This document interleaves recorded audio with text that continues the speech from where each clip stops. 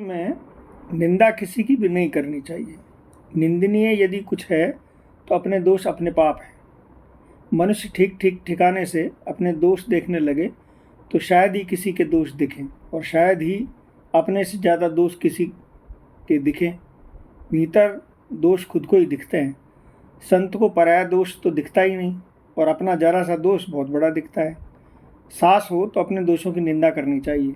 पहले तो हमने दूसरे घर में पड़े मैले को बटोरा और फिर बिखेरा। यह है दूसरे के दोष देखना और दूसरे को कहने का स्वरूप।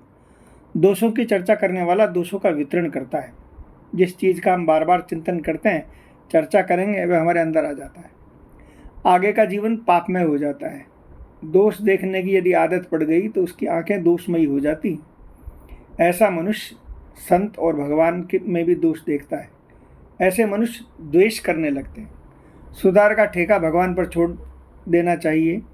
पहले अपने दोष निकाल कर अपने को सुधार लो, फिर चाहे दूसरे के दोष देखें।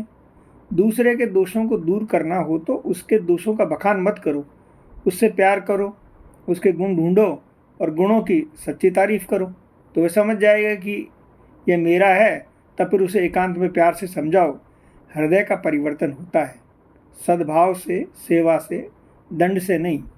संत का तो स्वभाव होता है कि बुरा करने वाले का भी भला करता है। बहुत से दोष अपने दोष भरी आंखों से दिखते हैं। अपने मन के दोष अपनी आंखों में आ जाते हैं। भक्तों के जो वाणी के लिए एक भी काम बचा जाता है, भगवान के गुणों, नाम का गुणगान करना, दूसरों के सुधारने की तो बात आती है, बहुत बार अपने दोषों को छिपाने के लिए आ जाती है। भलाई के लिए बुराई का बहाना न हो। अच्छे उद्देश्य से भी बुरा काम न करें। अच्छा उद्देश्य तो छूट जाता है और बुराई जीवन में छा जाती। नए दोष तो आने ही न दें, पुराने की भी खुराक दे नहीं। दोषों की क्रिया रूप में न आना देना ही उनके खुराक बंद करना है। दूसरे के दोषों को निकालना हो तो प्रार्थना करें भगवान से कि अपने सद्गुणों के द्वारा उन पर सद्व्यवहार प्रभाव डालें। भगवान इससे बहुत राजी होते हैं। जीवन को भजन में इतना लगाएं कि इन चीज़ों के लिए फुर्सत ही न मिले। समय बहुत बेकार जाता है। भगवान में लगने की लगन हो जाती है तो दोष अपने आप चले जाएंगे। मुंह भगवान की ओर होने से जगत की चीज़ें दिखती नहीं हैं। जीवन को सेवा में नियुक्त कर दे और यह करना पड़ेगा, नहीं तो शांति मिलेगी नहीं। अभी भगवान से मिलने का अवसर मिला है। साधना का अर्थ है जो लक्ष्य प्राप्त करना चाहते हो उसके अनुकूल मार्ग पर चलना।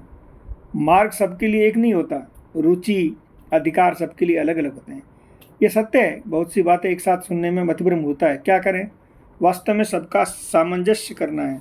जहाँ सच्ची निष्ठा है वहाँ न कुछ सुनने की आवश्यकता है, न मार्ग बदलने की आवश्यकता है, चलने की।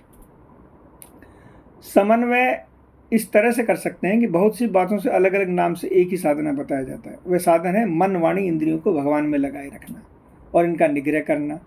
नींव यदि मजबूत न हो तो साधना का महल ढह जाता है।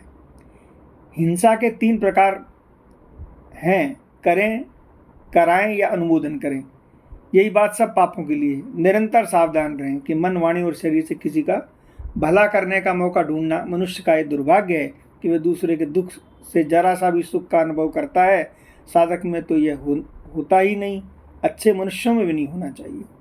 द्रवता असली तब मानी जाती है कि तब क्रियाशील हो जाए। उचित तो यह है कि अपना त्याग करके उसका भला करें। जो साधक भगवान की पूजा करता है और दूसरों का बुरा करता है उससे भगवान प्रसन्न नहीं होते। जो अच्छा कर सकता है वह करे। अहिंसा के बाद दूसरा है सत्य। सत्य के पालन के लिए बड़ी से बड़ी चीज़ का त्याग करने को तैयार रहना है। आज का युग मिथ्या युग है। सत्य को कहलाने वाले लोग भी दुर्बलतावश असत्य का आश्रय लेते हैं। मिथ्या को सत्य के आसन पर बिठाकर गौरव बोध करते हैं। साधक सत्य का पालन परम आवश्यक रूप से करें। बुरी चीज़ पहले से तो परिस्थितिवश आती है, फिर स्वभाव बन जाता है। तीसरी चीज़ है अस्ते। मेरे देखने में कई बातें आई है। पहले भाव रहता था पराई चीज़ें घर में ना आ जाएं, इसका बड़ा ध्यान रखते थे। चोरी का धन ठहरता नहीं। कुछ दिनों बाद वह पहले धन को ही ले जाता है। दूसरा, उससे बुद्धि विकृत हो जाती है। साधक को चाहिए कि अपना जीवन निर्वाह बहुत ही सादगी से करें, लेकिन चोरी करके अन्न न खाएं। सन्यासी हमारा अन्न खाकर बिगड़ते हैं। अन्न से मन बनता है। मन, वाणी, शरीर से ब्रह्मचर्य का पालन करें, संग्रह न करें। साल में 4 धोती चाहिए तो 10 धोती क्यों रखें? साधक के पास तो अपनी सामग्री कम से कम होनी चाहिए। उठाया अपना झोला और चल दी। संग्रह का स्वभाव कभी न बनाए, जितना हो सके संग्रह में कम से कम रखें।